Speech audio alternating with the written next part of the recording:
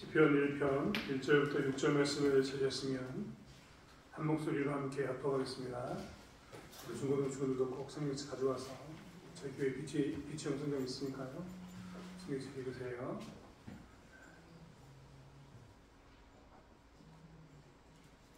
시편 1편 1절부터 6절 말씀 외우신 분은 외우셔도 됩니다. 시편 1편 1절 6절 말씀을 함께 합독하겠습니다. 복 있는 사람은 악인들의 길을 따르지 아니하며 죄인들의 길에 서지 아니하며 오만한 자들의 자리에 앉지 아니하고 오직 여호와의 율법을 즐거워하여 그의 율법을 주야로 묵상하노라.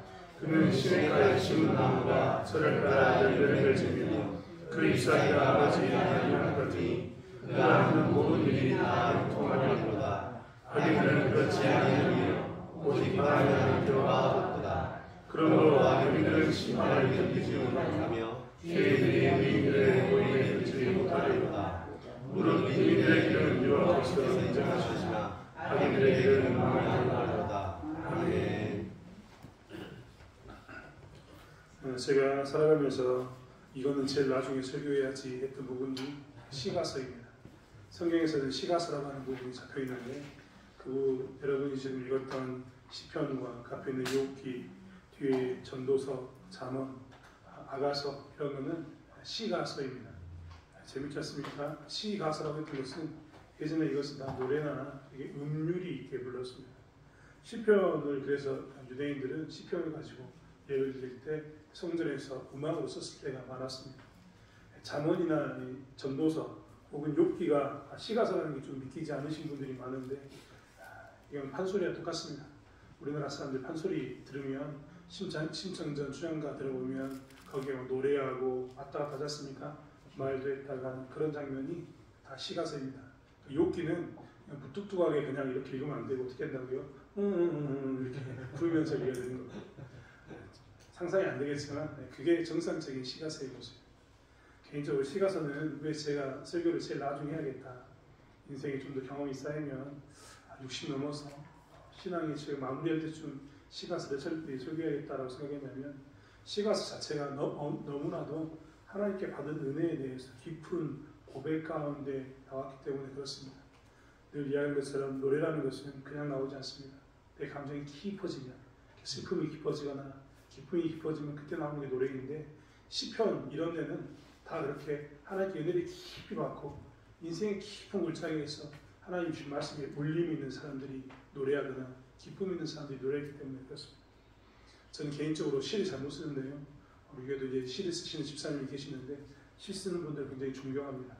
그분들은 뭔가 있으면 시로 자기 감정을 다 표현하는 거 보면 대단합니다. 우리 교회 또 이제 가수가 되기 위해서 또 지망한 친구도 있는데 개인적으로 그들이 좋은 가수가 돼서 사람의 마음을 잘 만져주는 그런 사람이 됐으면 좋겠습니다. 중요한 것은 무엇이냐면 그만큼 어려운 게 시가서인데 시가서 얘기 때는 그렇기 때문에 우리가 좀 다른 시각으로 봐야 된다. 그리고 좀 더 이 사람들의 마음을 좀 생각하면서 봤으면 좋겠다. 이걸 좀 살펴봤으면 좋겠습니다. 시편 1편은요. 시편의 제일 서론에 관한 부분입니다. 다른 말로 이야기하면 책 쓰면은 책 앞에 서론으로 책을 쓰는데요. 책을 쓰면 서론을 쓰게 되는데 서론을 쓰면서 우리는 보통 어떤 말을 쓰냐면 이 책은 이런 내용이 들어있습니다. 이 책은 이런 모양으로 써 있습니다. 라고 기록해 놓은 게 서론입니다. 시편 1편 내용은 앞으로 시편은 다 이런 거야. 이런 내용들이 다 들어있는 게 시편 1편에 관한 이야기인 겁니다. 시편 1편에서 복 있는 사람은 악인에게 죽지 아니한다. 주인의 길을 서지 않으고 오만한 자들의 자리에 앉지 않으고 했던 이런 시편 1편에 있는 이 전체적 고백은 시편 2편, 3편, 4편, 5편, 6편, 100편, 120편 넘어갈 때 다 이 내용이 들어있다. 이런 말인 겁니다. 이런 관점으로 이 시편을 다 봐야 된다라는 것을 설명해주는 것으로 시편 1편이 들어있습니다. 그만큼 시편 1편은 굉장히 중요합니다. 그래서 제가 인생 가운데서 시편은 좀 늦게 설교해야겠다 하지만 시편 1편은 자주 설교하는 편입니다. 오늘 중고등부 예배 때 제가 시편 1편을 하는 이유는 중고등부 친구들은 한참 멀었죠. 저도 한 60 넘어서 우리 원사님처럼 70, 80 되면 그때 시편을 내가 설교해야겠다라고 생각하는데 이 친구들이 뭘 알겠습니까만 하지만 중요한 것은 시편의 이 서론을 보면 이 책이 이런 부분이다라는 것을 알기 때문에 결과론적이나 이런 것을 보면 인생이 이런 거구나, 인생 여기에 조심해야 되는구나 라는 것이 있기 때문에 시편 1편을 봅니다. 시편 1편에 이렇게 우리 중고등부 예배 시간을 드린 이유는 중고등부 친구들은요, 인생을 다 살아보지 않았지만 어떻게 하라고요? 인생을 다 살아본 사람들의 고백을 들어봐라, 이야기인 겁니다. 인생을 다 살아본 사람들이 이렇게 이야기하더라. 그럼 어떻게 하는 거예요? 아, 인생을 살지 않아도 내가 인생 살아갈 때는 이런 걸 따라가야겠구나, 이런 고백 가운데 갈 수 있는 게 시편 1편이 되는 겁니다. 오늘 첫 번째부터 한번 보겠습니다. 시편 1편은 굉장히 특이한 점이 있습니다. 그 첫 번째가 뭐냐면 시편 1편은 선과 악의 구도를 보지 않습니다. 시편 1편은 악인과 죄하로 말씀을 묵상하는 자의 개념으로 봅니다. 그게 아닌 것처럼 보이지 않습니까? 굉장히 중요한 의미를 두고 있어요. 세상을 우리가 보통 볼 때 이분법으로 보는데요, 선과 악의 싸움으로 봅니다. 근데 시편 1편, 시편 기자는요, 1절 한번 읽어볼까요? 우리 중고등 친구만 1절 한번 읽어보겠습니다. 벌써 주님 안 됩니다. 시험 기간이지만 지금 예배 시간에 집중해야 돼요. 중고등부 친구들만 한번 1절 2절 한번 읽어볼까요? 시작. 믿는 사람은 악인들의 길을 따르지 아니하며 죄인들의 길을 따르지 아니하며 무관한 자들의 자리에 앉지 아니하고 2절까지. 오직 여호와의 율법을 즐거워하여 그의 율법을 주야로 묵상하는도다. 네, 복 있는 사람에 대해서 이야기하면서 악인들의 길을 따르지 않는다고 봤어요. 그럼 여러분 이제 문맥상 한번 따져보세요. 복 있는 사람이 이렇게 살아야 돼라고 설명하고 있어요. 제 손 좀 보세요. 저를 보세요. 복 있는 사람이 이렇게 살아야 된다고 이야기했으면 첫 번째가 악인에 대해서 나왔어요. 그럼 뒤에 누가 나와야 될 것 같아요? 선한 사람이 나와야 됩니다. 근데 시편은 복 있는 사람 이렇게 이야기하면서 악인의 길을 따르지 않는 사람이야. 그 다음에 뭐가 나왔어요? 주야로 율법을 묵상하는 자, 이렇게 나왔습니다. 우리는 살아가면서 인생 가운데 잘 봐야 돼요. 우리 중고등부 친구 특별히 잘 기억해야 되는 거예요. 인생을 보면서 선과 악의 개념으로 세상을 바라보서는 절대 되지 않습니다. 시편 기자가 이야기했던 것처럼 우리는 인생을 어떻게 봐냐면 복 있는 사람의 길을 우리가 살아야 되는데, 복 있는 삶을 살려면 선과 악의 싸움 가운데 내가 선한 일을 해야지, 이런 모습으로 사는 게 아니라 하나님께서 이야기하신 것처럼 악의 개념과 주야로 율법을 묵상하는 자의 개념을 가지고 살아야 되는 겁니다. 우리는 이 땅에 살아가면서 선과 악의 싸움을 사는 게 아니라 주야로 말씀을 묵상하는가 혹은 그렇지 않은가의 싸움을 살고 있는 거예요. 주야로 말씀을 묵상하는 자가 아니면 그거 다 누구의 길입니까? 악인의 길이다 라고 시편은 분명히 우리에게 이야기해 주고 있습니다. 인생을 깊이 살았던 사람들이 뭘 이야기하고 있냐면, 인생을 살아보니까 선과 악의 싸움이 아니라 내가 인생을 살아보니까 여호와의 말씀을 따르는가 그렇지 않는가인데, 여호와의 말씀을 따르는 자는 복된 길을 사는 거고, 여호와의 말씀을 따르지 않으면 그건 뭐라고요? 악인의 길이더라 라고 이야기합니다. 표현이 굉장히 끔찍합니다. 우리가 보통 악인 하면 어떤 사람 이야기하나요? 범죄자, 살인자 뭐 이런 사람 이야기하는데, 오늘 시편 기자는 철저하게 뭘 이야기하고 있다고요? 말씀을 묵상하지 않는 자는 거기에 해당한다, 이렇게 표현하고 있는 겁니다. 말씀을 묵상하지 않는 자는 복된 삶을 살 수 없다라고 이야기하는 겁니다. 시편 기자만 이 이야기를 하는 것은 절대 아닙니다. 여러분 곰곰이 생각해 볼까요? 성경에 어디 선과 악의 싸움으로만 자꾸 해가지고 너희들이 선한 길을 선택하라고 이야기하는가요? 성경은 한 번도 본 적이 없어요. 우리 한번 점검해 볼까요? 창세기 한번 생각해 보십시오. 아담과 하와가 에덴에서 살면서 선과 악의 싸움을 살았습니까? 그러지 않았어요. 아담과 하와는 에덴 동산에 싸우면서 선과 악의 싸움을 싸운 게 아니라 하나님 말씀을 지킬 것인가 지키지 않을 것인가의 싸움을 살았어요. 그래서 뭘 했습니까? 동산 중앙에 있는 그 실과 선악을 알게 하는 실과 나오면 따먹으면 된다 안 된다라는 그걸 가지고 살았던 겁니다. 그거 따먹으면 어떻게 했습니까? 그게 악인인 거예요. 즉 하나님께서는 창세기를 뭘 이야기하냐면, 말씀을 지키면 그게 복 있는 삶이었고, 말씀을 지키지 않으면 그게 악인의 삶이었던 겁니다. 좀 넘어가서 출애굽기 가볼까요? 광야에 가면 뭐 때문에 하나님께 심판하던가요? 이스라엘이 사람을 죽여서 심판하던가요? 아니면 이스라엘이 살인이 돈 훔쳐가지고 심판하던가요? 하나님은 광야에서 이스라엘 백성들에게 한 번도 네가 사람을 죽였기 때문에 악하다라고 얘기한 적이 없습니다.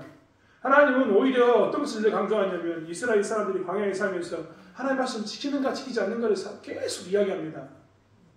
여러분 이사야서 40장에 우리가 잘 알고 있는 말이 있지 않습니까? 푸른 마르고 꽃은 시려도 주의 말씀은 영원하다. 우리가 또 잘 알고 있는 말씀 중에 사람이 떡으로만 사는 게 아니라 뭐로 산다고요? 하나님의 말씀으로 산다. 이런 말씀에 다 배경이 다 어디입니까? 광야에서 이스라엘 백성들이 살았던 길 가운데서 하나님께서 이야기하시는 겁니다. 광야에서 40년 동안 하나님께서 이스라엘 백성들이 뱅뱅뱅뱅 돌렸는데, 뱅뱅뱅뱅 돌린 것은 너희들이 선과 악의 싸움에서 선한 일을 해라, 이 이야기 한 게 절대 아닙니다. 광야에서 40년 동안 뱅뱅뱅뱅 돌린 이유는 뭐냐면, 너희들이 주의 말씀을 가지고 사는가 살지 않는가, 이것만 가지고 하나님께서 시험하신 거예요. 그래서 하나님 말씀을 가지고 살면 그 사람이 복된 길, 하나님께서 원하는 길, 그렇지 않으면 뭡니까? 악한 길인 겁니다. 그러니까 우리가 이 땅에 살아가면서요, 꼭 기억하셔요. 우리는 하나님의 말씀을 따르는가에, 한쪽에 하나님의 말씀을 따르는가, 그리고 그렇지 않는가, 악인의 삶을 사는가, 이 싸움을 살고 있는 거고, 하나님의 말씀을 따르면 이 길이 뭐라고요? 복된 길이다. 하나님께서 원하는 길이다. 라는 싸움을 하고 있는 겁니다. 자꾸만 우리가 착각을 해요. 우리가 착각을 하니까 그런 생각을 하게 됩니다.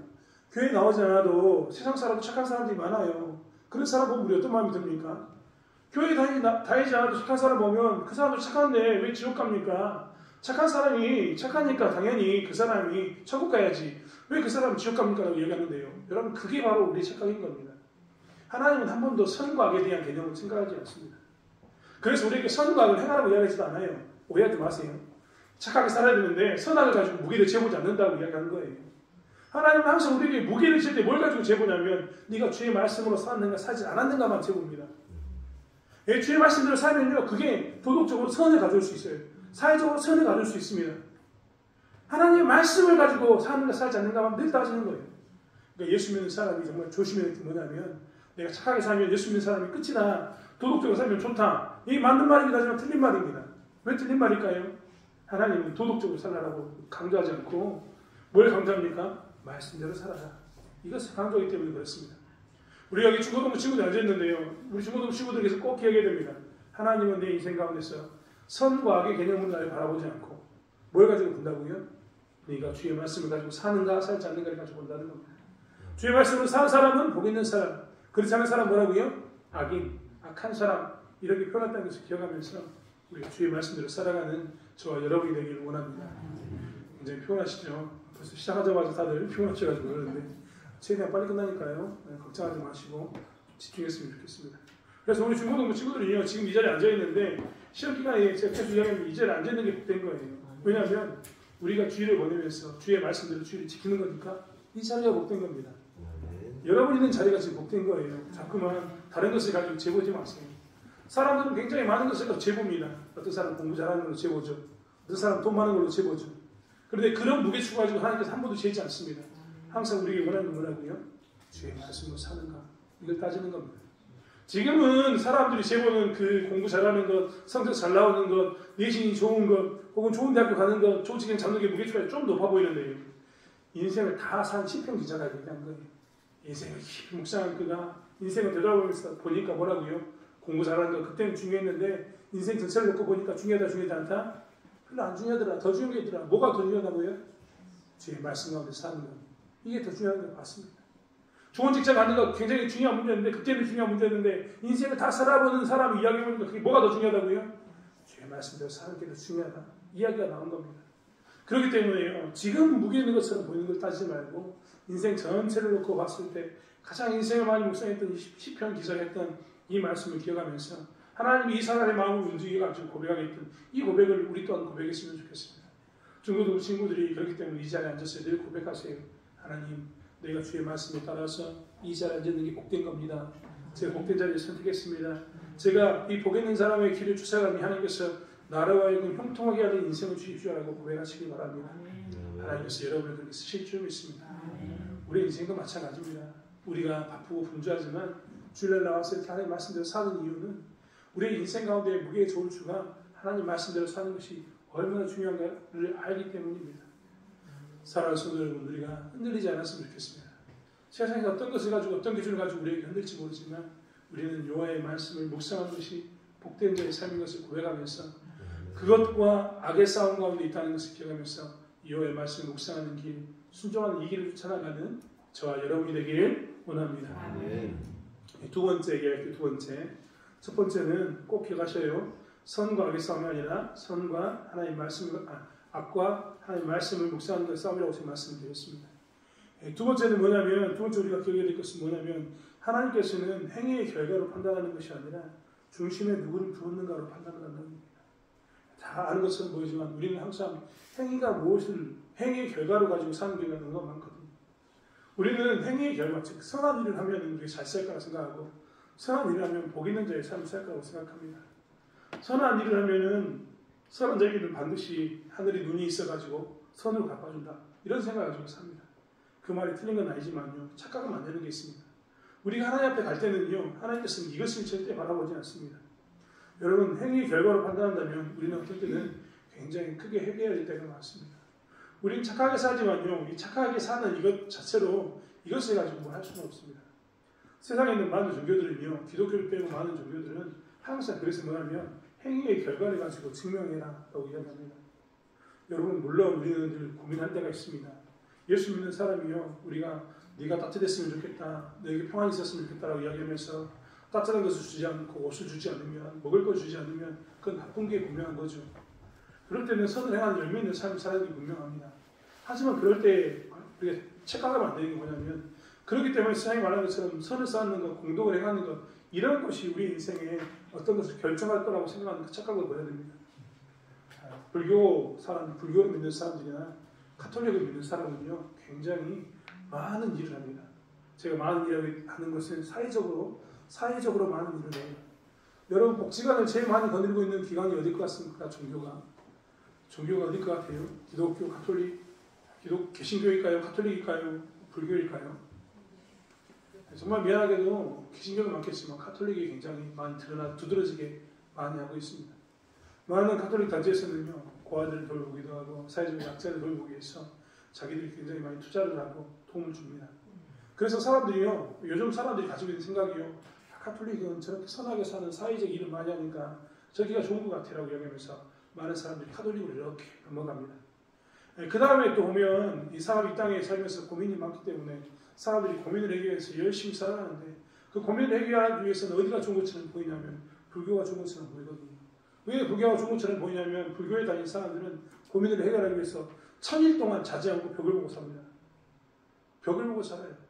우리도 모르는 사이에 잘 생각해 보시면요. 우리도 모르는 사이에 불교의 영향을 받을 때가 많습니다.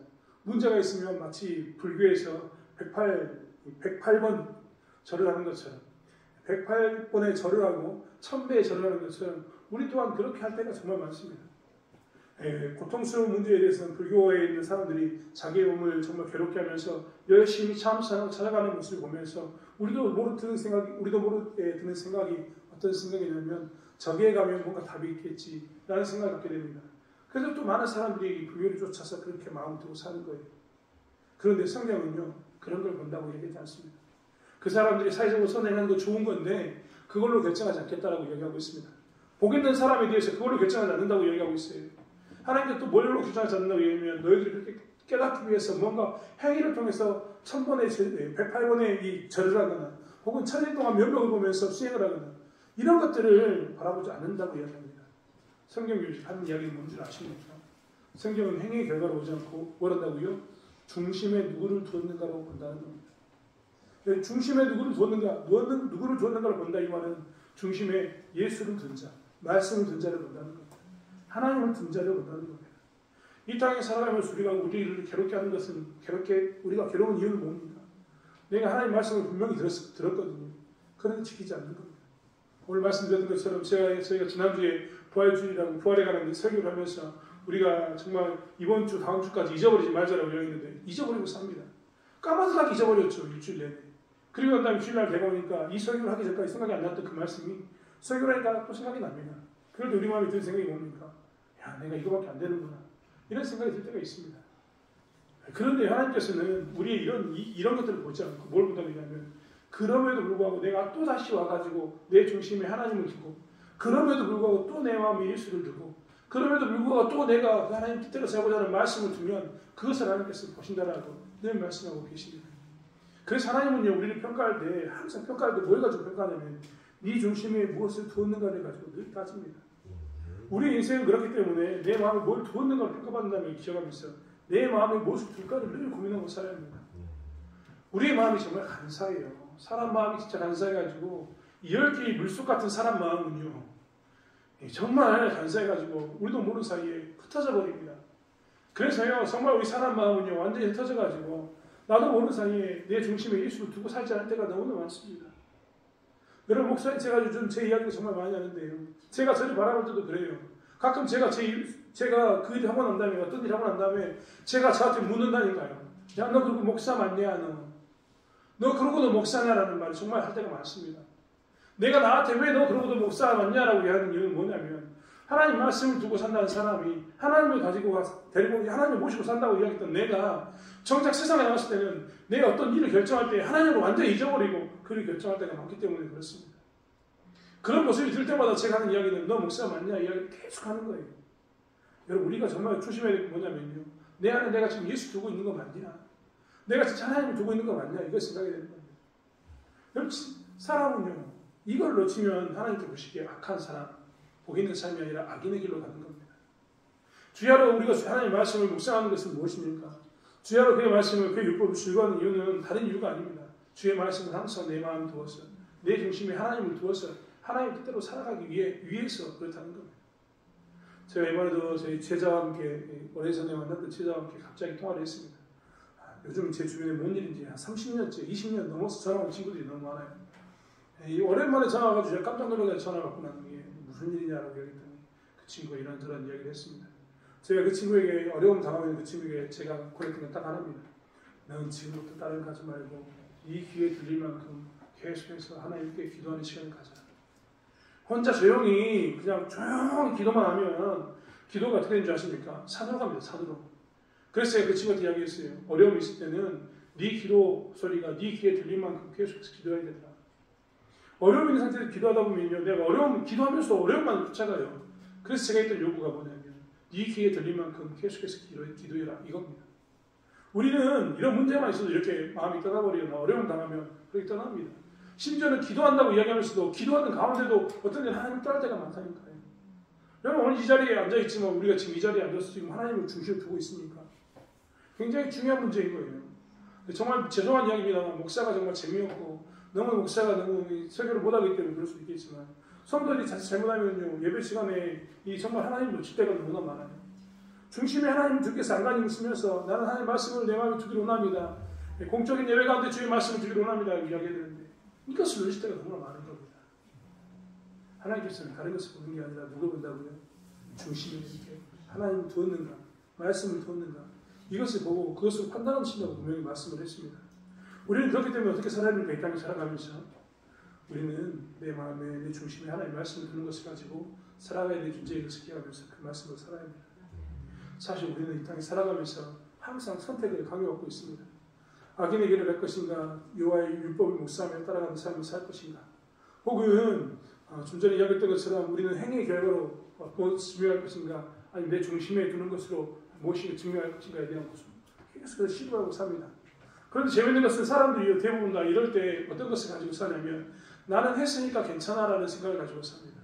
아마 여기 들어있는 분들이 제가 이렇게 설교했음에도 불구하고 설교를 들으면서 그런 사람이 있을 겁니다. 나는 예배 드렸으니까 괜찮아. 나는 오늘 와가지고 기도했으니까 괜찮아. 이런 생각이 너무 많을 거예요. 그런데 그거 아십니까? 하나님께서는 우리 인생 가운데서 소극적인 면과 적극적인 면을 가지고 이야기하는데 소극적인 면에서 복 있는 사람은 악인의 길을 따르지 않냐고 죄인의 길에 서지 않는다라고 이야기했습니다. 하지만 적극적인 사람은 뭐 한다고 이야기하냐면 여호와의 말씀을 주야로 묵상한다고 이야기하면서 주야로 묵상하는 사람이 하나님께서 원하는 삶이라고 분명히 못 박아서 이야기합니다. 즉 우리의 인생 가운데요. 우리가 선택해야 되는 겁니다. 뭘 선택해야 되는 겁니까? 적극적으로 하나님의 말씀을 묵상하면서 내 중심에 두고 그것을 가지고 말씀을 지키는 것이 실현 가운데 나가는 것이 우리 가운데 필요하다는 겁니다. 사랑하는 성도 여러분, 그런 삶을 사는 저와 여러분이 되길 원합니다. 그래서 우리의 삶 가운데서 무엇보다도 나는 매일매일 여호와의 말씀을 묵상하고 여호와의 말씀을 따라 사는 삶을 삽니다라고 고백하는 저와 여러분이 되길 원합니다. 이 이야기를 마무리하면서 아담과 하와 이야기를 좀 해야겠습니다. 아담과 하와가 선악과를 따먹는 장면에서 많은 사람들이 한 가지 간과하는 게 있습니다. 아담과 하와 중 누가 먼저 뱀의 유혹을 받습니까? 하와가 먼저 받습니다. 왜 하와가 먼저 받았을까요?